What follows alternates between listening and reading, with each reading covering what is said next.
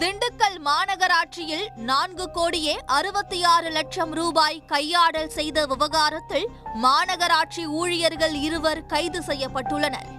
மோசடி வெளிச்சத்திற்கு வந்தது எப்படி? திண்டுக்கல் நெட்டு தெருவை சேர்ந்தவர் 35 வயது சரவணன். இவர் திண்டுக்கல் மாநகராட்சியில் கணக்கு பிரிவு இளநிலை உதவியாளராக பணியாற்றினார்.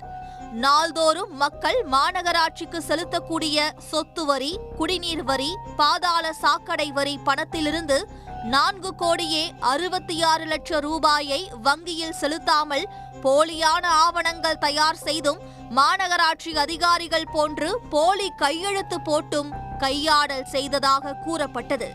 இதையடுத்து பணம் கையாடல் செய்ததாக சரவணன், முறையாக கண்காணிக்காத கண்காணிப்பாளர் சாந்தி, நிர்வாக அலுவலர் வில்லியம் சகாயராஜ், இளநிலை உதவியாளர் சதீஷ் ஆகியோரை மாநகராட்சி ஆணையர் சுப்பிரமணி சஸ்பெண்ட் செய்தார். மேலும் கையாடல் தொடர்பாக மாவட்ட காவல்துறை கண்காணிப்பாளர் பிரதீப்பிடம் மாநகராட்சி ஆணையர் மோசடி குறித்து புகார் அளித்தார். இந்த புகாரின் பேரில் மாவட்ட குற்றப்பிரிவு போலீசார் வழக்கு பதிவு செய்து முதல் கட்டமாக கடந்த 15 நாட்களுக்கு முன்பு சரவணனை கைது செய்தனர். பின்னர் சரவணனை காவலில் எடுத்து விசாரணை நடத்தினர். சரவணனிடம் நடத்திய விசாரணையில் மாநகராட்சியில் பணியாற்றும் சில அலுவலர்களுக்கு இந்த கையாடல் விவகாரத்தில் தொடர்பு இருப்பது தெரிய வந்தது.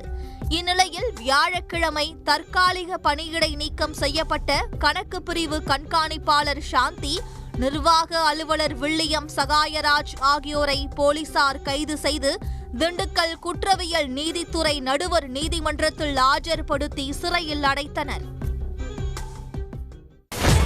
சன் நியூஸ் வாட்ஸ்அப் சேனலை ஃபாலோ செய்யுங்கள். QR கோடை ஸ்கேன் செய்து சன் நியூஸோடு இணைந்திருங்கள்.